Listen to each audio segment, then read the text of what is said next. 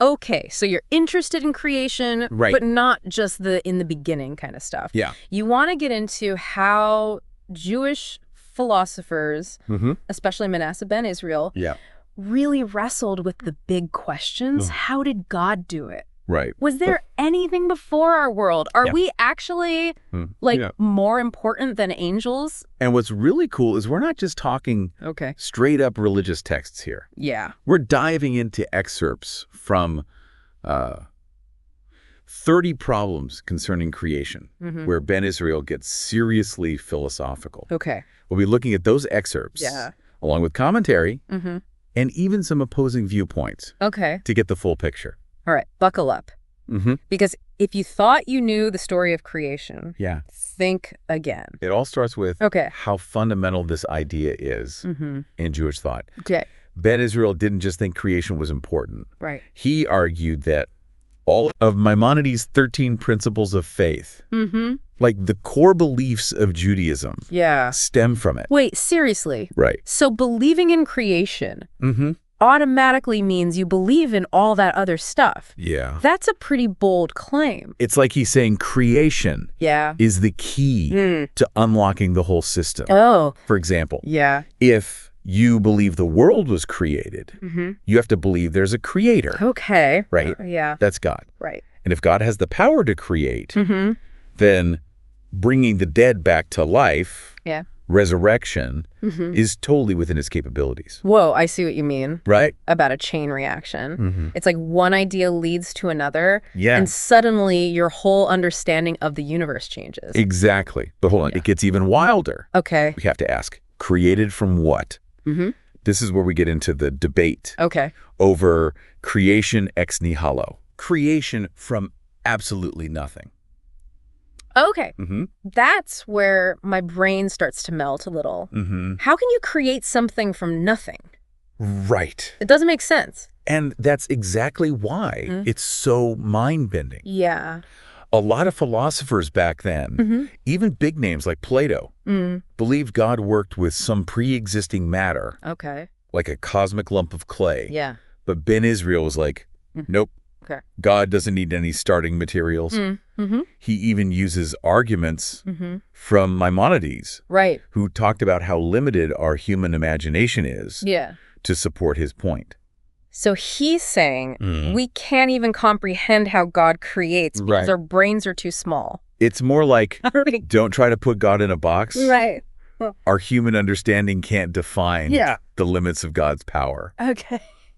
Pretty radical, right? Definitely. It makes you realize how much we take for granted. Just because we can't picture it. Yeah. Right? Okay, so if we're accepting that God created everything from nothing, how did anyone even know about this? Right. Where did this idea come from? That's a great question. Yeah. And even these ancient sources struggled with it.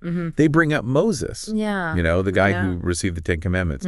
How did he know about creation? Yeah, was it like a divine download straight from God? That's one possibility. Okay. But it's not the only one. Okay. They also suggest maybe it was a secret, passed down through generations, all the way from Adam. Wow. Or, get this, maybe Moses was such a brilliant scholar that he figured it out on his own. No way. So we're talking about divinely revealed truth, ancient secrets, or pure intellectual genius. Right. It's like a historical mystery novel. And the sources don't pick a winner. Right. They leave it open. Yeah. Which adds to the mystery, don't you think? Totally. Right. It makes you wonder what other secrets are hidden in those ancient texts. Right. Okay, so we've got creation from nothing. But what about the WN? Did they ever say exactly when this whole creation thing went down? You'd think that would be a simple answer. Right. Right. Yeah. But no. Okay. There was a whole debate about which Kai's month the world was created in. Hold up. The month matters. Right. I thought we were talking about billions of years ago. Yeah. Who cares if it was March or September? Apparently they did. Really? You had Rabbi Yehoshua arguing for Nisan, which is around March. Okay. And Elier saying, no way, it was Kishri, which falls around September. Okay, I'm officially intrigued. Why was the month so important to them? Right. What was their reasoning? Well, both believed the day of creation had to be an equinox. Okay. When day and night are equal. But since we have 2 equinoxes a year, that's where the disagreement came in. Okay. Now, Eliezer's argument is really clever. Okay. He said, look, the sabbatical year, when the land rests according to Jewish tradition, starts in September. Okay. That's a hint that September, Tishri, was the start of everything. Right. He even brought up ancient Egyptian practices. Okay. Saying they started their year in September, too. So he's like a cosmic detective, finding clues in traditions and calendars. Right. But what about the 6 days? Was that straightforward at least? Well, not so fast. Okay. Some said creation happened in a flash. Okay. While others argued the days were more like symbolic periods of time. Wait, so not literal 24-hour days. Right. How long were we talking then? 1,000,000 years per day? Now, here's where Ben Israel gets really clever with wordplay. Okay. He points out that the Hebrew word yom can mean both day and moment. So maybe it was 6 distinct moments within one really long day. Yeah. Oh, so it's like a loophole. He's reconciling both ideas with one word. Yeah. Pretty sneaky. And you know how you asked if they ever talked about UFOs? Well, get this. They even consider the possibility of multiple worlds. Oh, the multiverse. Exactly. They were thinking about that centuries ago. And they presented arguments for and against it. Okay. Some said, hey, if our world was made from something pre-existing, then those earlier worlds must have been a thing. Others, like Maimonides, stuck to creation ex nihilo, meaning N-O previous worlds. So even back then, people were debating the big picture, the truly cosmic stuff. Right. What about the Kabbalah? Oh. Didn't they have some wild ideas about creation? Oh, absolutely. Hold on to your hat, because Kabbalah says we're actually living in the second created world. The first one got destroyed. Oh, wow. And our world was built from its leftovers. Whoa. That's next level thinking. Makes you wonder what went wrong with the first version. Right. So if we're living in world 2.0, where do we fit into all of this? Are humans just a small part of a massive universe? That's where it gets even more interesting. Okay. The sources actually argue that humans might be more important than angels. Hold on. Seriously. I always thought angels were like top tier. The ultimate divine beings were just humans. Right. But they bring up some compelling points. Okay. Remember the story of Joshua making the sun stand still. That shows a level of authority over the heavens, right? And then there's the idea that whoever's being guarded is more important than the guard. Right. They use that to explain the passage where God sends an angel to protect the Israelites. So it's like we're the VIPs and the angels are just our security detail. Right. That's a pretty cool way to look at it. Exactly. Okay. And it goes even further. Ben Israel quotes Nachmanides, another big thinker, who said human souls are better than angels. Because we have free will. We get to choose to grow spiritually in a way angels can't. So our imperfections, our ability to mess up, is actually what makes us special. That's a pretty empowering thought. It makes you want to make good choices, right? And speaking of choices, the sources also touch on what happens after we make those choices, paradise and hell. But what really caught my eye was the concept of purgatory. Isn't that like a waiting room for heaven? Yeah, but the sources basically say, nope, that's made up. Okay. They argue there are only 2 final destinations, paradise for the good folks and hell for the not so good. So no second chances, huh? But wait, you said they talked about different levels of hell. Yes. Right. They acknowledge that not all sins are created equal. Right. There's a hierarchy, even in the afterlife. Okay. Which makes sense when you think about it. Okay, that's a bit less scary than just eternal fire and brimstone. But what about those who enforce the rules, so to speak? What did they have to say about angels and demons? Oh, there's a lot to unpack there. Okay. They definitely believe in angels, but not as co-eternal beings with God. Okay. They see them as created beings with specific roles, like messengers, protectors, even record keepers. A divine staff, basically. Yeah. Did they name any specific angels? They did.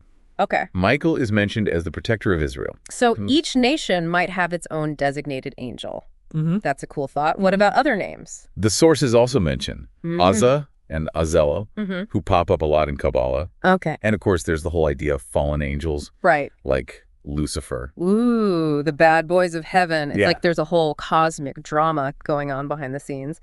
What about demons? Do they make an appearance? They do. Okay. And while the sources acknowledge that some people deny their existence, they present evidence to the contrary. Okay. Even naming some like Asmodeus and Agrat Bat Mahat. They describe them as beings made of air and fire, subtle and hard to see. So they're like shadow creatures lurking in the corners of reality. Exactly.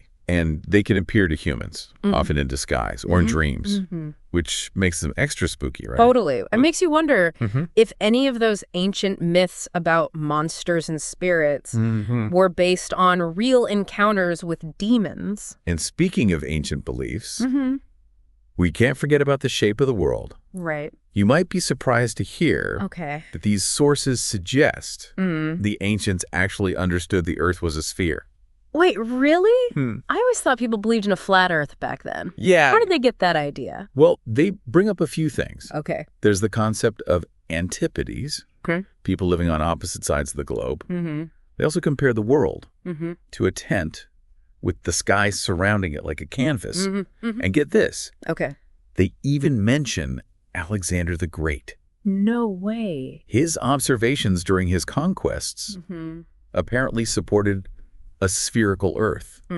They were piecing it together based on observations and stories, like real detectives. Exactly. Wow. And even though some people might have clung to the flat Earth idea, these sources suggest a spherical Earth was a known concept back then, at least among certain circles. Okay. Pretty cool, huh? It definitely challenges some of the stuff we learned in school. Right. So we've gone through the how, the when, and even the where of creation. But what about the biggest question of all, WHY?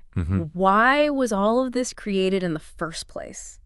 Now, that's the million-dollar question. Yeah. And the answer offered in these sources is surprisingly simple. It was all about us. Okay. It was about creating a world where humanity could thrive. Wait, seriously, all of this, this vast, incredible universe was made for US? Right. That's a pretty humbling thought. It really shifts your perspective, doesn't it? It's like we're not just random specks in the cosmos. We're the reason for it all. That definitely makes you think twice about how we're treating this gift, doesn't it? If the purpose of creation was to create a place for us, what does that say about our responsibility to care for it? That's a question. These sources leave us pondering. Yeah. And I think it's a powerful one. It is. It makes you realize that creation isn't just something that happened in the past. Right. It's an ongoing process, and we're all part of it. Exactly. And understanding how those who came before us viewed creation can help us better understand our own place in the universe and how we should act within it. Okay. But that's a topic for another time. Right. For now, I think we need to take a break. Yeah. And let all this sink in. Yeah. My brain is definitely full. But I'm excited to dive back into this. We've only scratched the surface of Ben Israel's 30 problems concerning creation. Right. And there's still so much more to explore. Absolutely. In our next segment, we'll delve even deeper into Ben Israel's work, exploring his fascinating insights on free will, the nature of good and evil, and the ultimate purpose of humanity. Okay. Stay tuned. Sounds good. Welcome back. I'm really excited to get into some of the more philosophical issues that Menasseh Ben Israel tackles in his work. Me too. I mean, we've talked about God creating the world, but what about us? What about our choices? Where does free will fit into all of this? That's a great question. Yeah. And it's one that philosophers have been debating for ages. Right. Ben Israel argues that human free will is actually a fundamental aspect of creation. Interesting. He believed that God created us with the ability to choose between good and evil, and that's what gives our lives meaning and purpose. So it's like we're not just puppets on strings following a pre-written script. Exactly. We actually have a say in how things unfold. And he even suggests that this ability to choose is what makes us different from angels. Okay. Angels are bound to follow God's will, no questions asked. Right. But we have the freedom to rebel, to mess up. And that, strangely enough, makes us kind of superior. Wow. I never thought about it that way. So our imperfections, our capacity for making both good and bad choices, is actually what sets us apart. It's like those imperfections are part of what makes us human. Okay. What gives us the potential to grow and learn.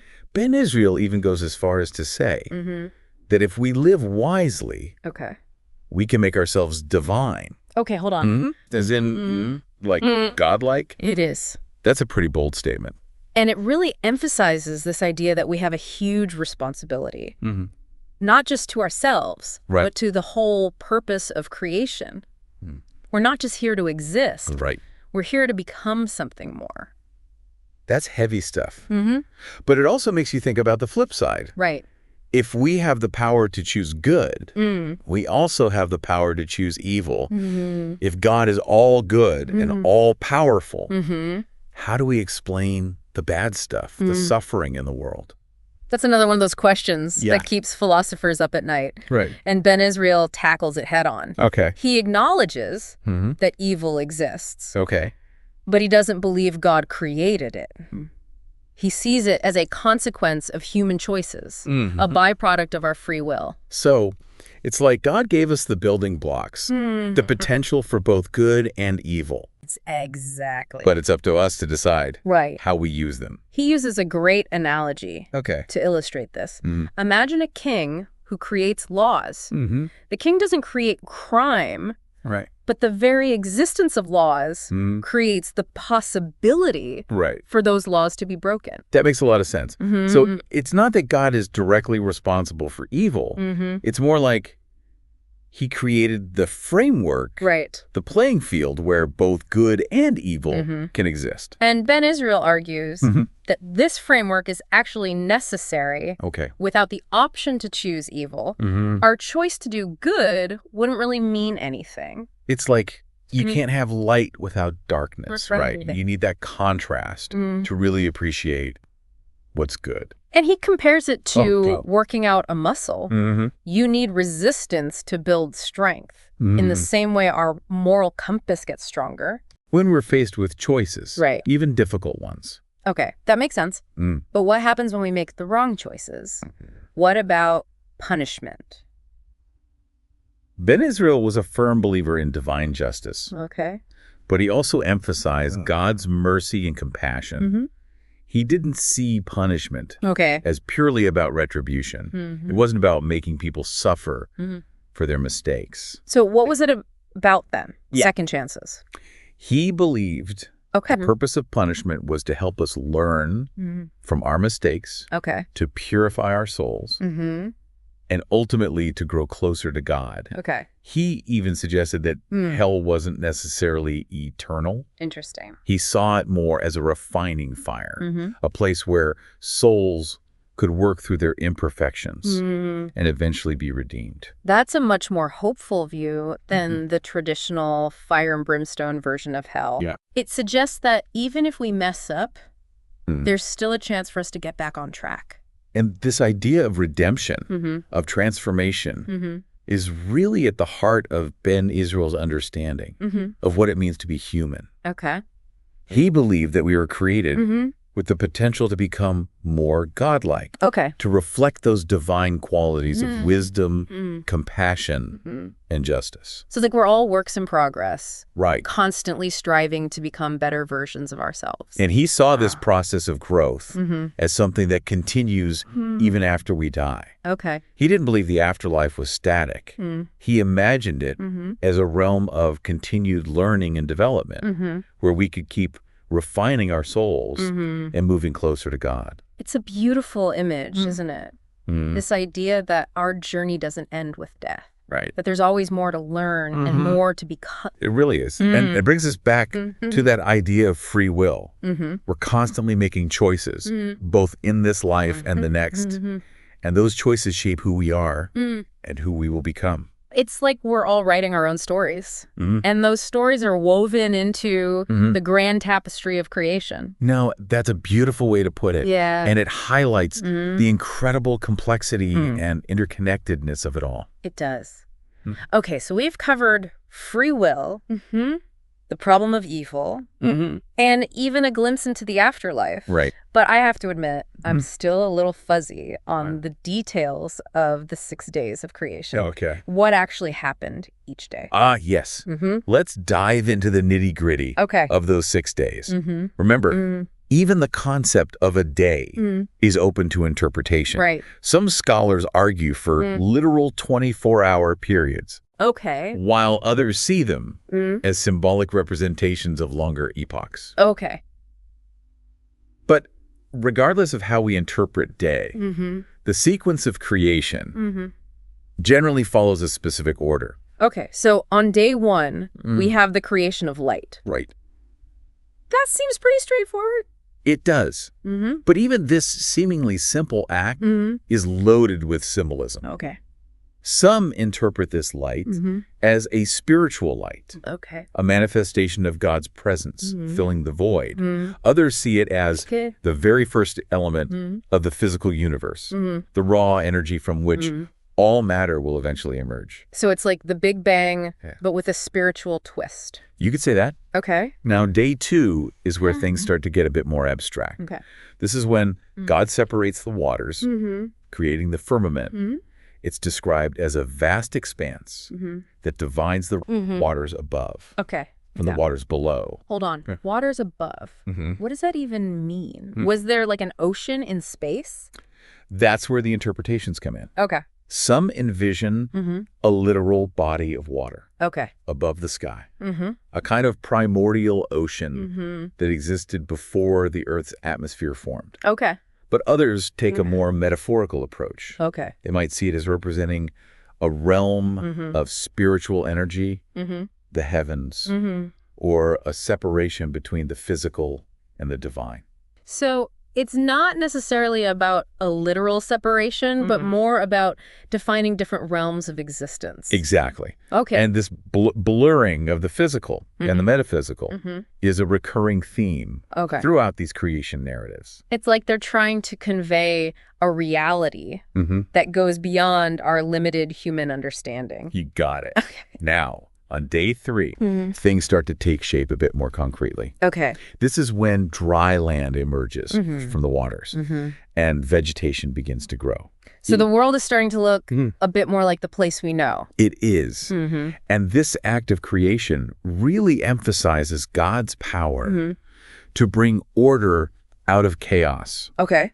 The formless void gives way to a structured world with land and sea clearly defined. Okay.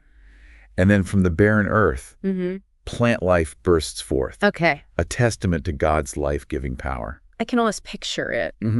This barren landscape suddenly teeming with greenery. It's a beautiful image, isn't it? And it sets the stage for the creation of even more complex life forms. Okay. In the days to come. Okay, so what about day 4? What happens then? This is when God creates the celestial bodies, the sun, the moon, and the stars. Yeah. Basically, the sky lights up. Precisely. Wow. And this is a huge moment. Okay. Because it establishes the rhythms of time, the cycles of day and night, the seasons. It's like the universe is getting its own internal clock. It's amazing to think that something as fundamental as time was established during those 6 days. It is. And it also underscores the sheer scale and grandeur of creation. The universe isn't just about our little planet. It's this vast, awe-inspiring expanse filled with celestial wonders. It's enough to make you feel pretty small, huh? In a good way. Yeah. Oh, right. Yeah. It puts things in perspective. Definitely. Okay, so day 5 brings us to the creatures of the sea and the birds of the air. You got it. Okay. The waters and the skies are teeming with life. Fish, whales, sea monsters, all kinds of birds. God is showing off his creative diversity, his ability to imagine and create an incredible variety of life forms. It's like he's adding all these vibrant colors to his cosmic canvas. And finally, on the sixth day, we get the creation of land animals. Everything from tiny insects to giant dinosaurs. And of course, the main event. Humanity. The grand finale. Exactly. The creation of humanity is described as the pinnacle of God's creative work, the crowning achievement of these 6 days. We're made in God's image, endowed with intelligence, free will, and the potential for spiritual growth. It's like we're carrying a little spark of the divine within us. And with that, the 6 days of creation are complete. God rests on the 7th day, the Sabbath, a day of rest and contemplation. It's a reminder that even in the midst of this incredible creative outpouring, there's a time to pause and appreciate what's been made, to recognize the beauty and harmony of it all. It's like taking a deep breath and just soaking it all in. Exactly.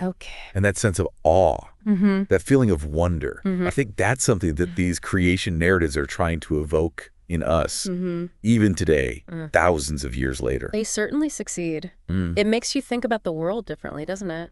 It does. And it reminds us that even with all our scientific knowledge, there's still a sense of mystery, of the unknown, that surrounds the origins of the universe and our place within it. But that's a conversation for another time. For now, let's take a break and let all this sink in. Yeah. I need a moment to process all this. I'm already looking forward to our next segment, though. What other mind-blowing ideas did Ben Israel have about creation?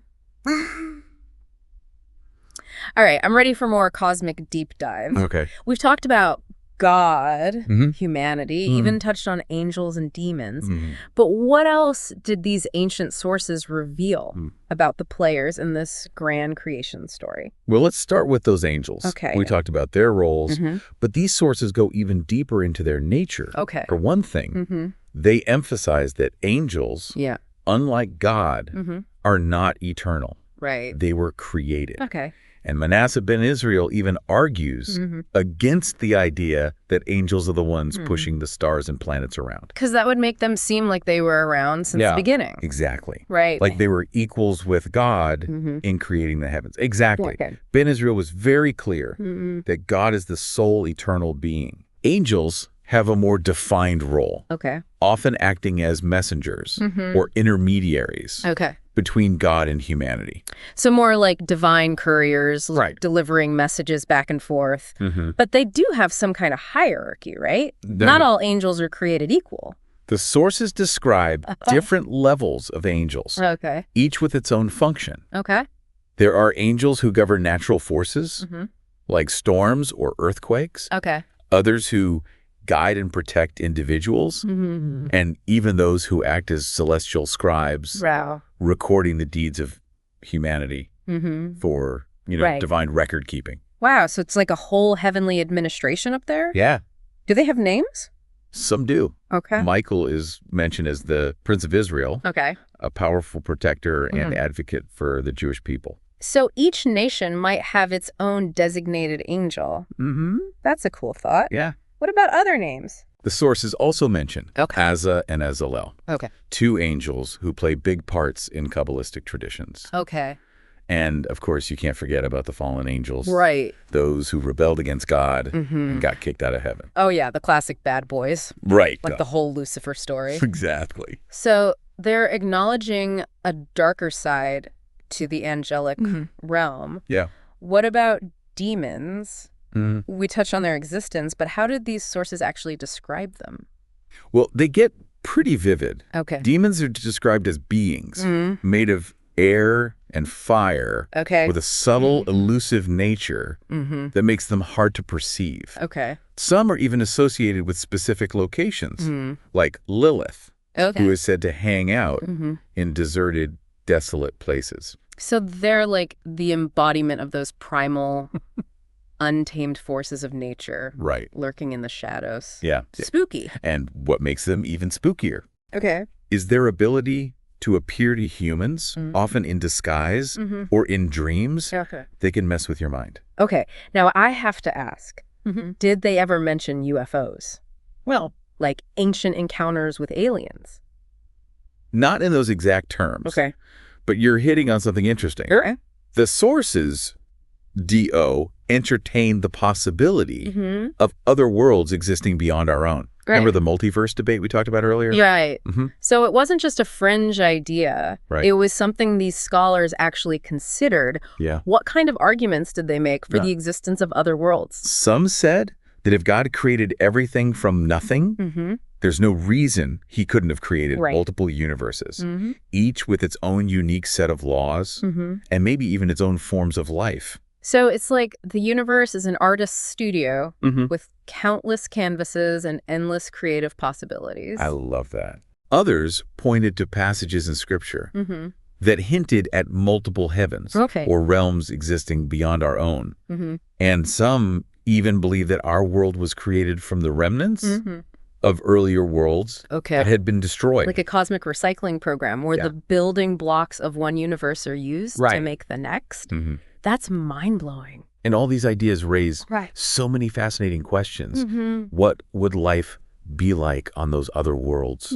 Could there be other intelligent beings out there?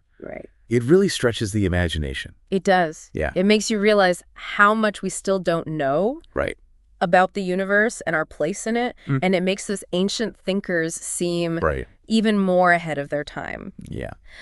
Okay, so we've talked about other worlds, but what about our world?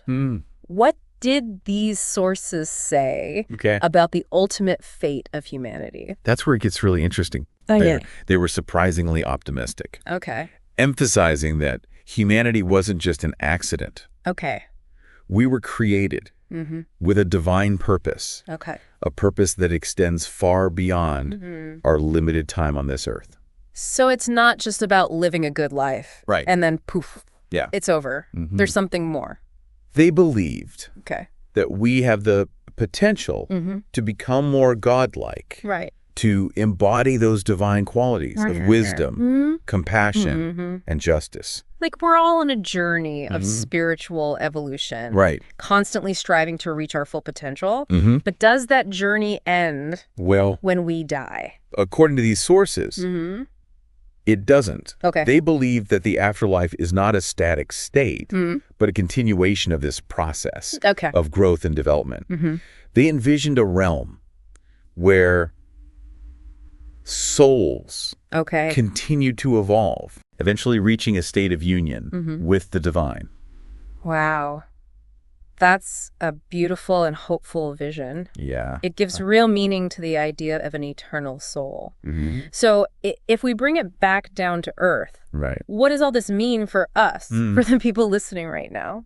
I think it challenges us to look at those big questions with fresh eyes, with a sense of wonder and curiosity, to really grapple with the mysteries of creation and what they mean for our lives. It's about recognizing that we're part of something much bigger than ourselves, a story that stretches back to the very beginning of time and forward into the infinite possibilities of the future. Exactly. Yeah. And it's about embracing that journey, that ongoing quest for knowledge, wisdom, and spiritual growth.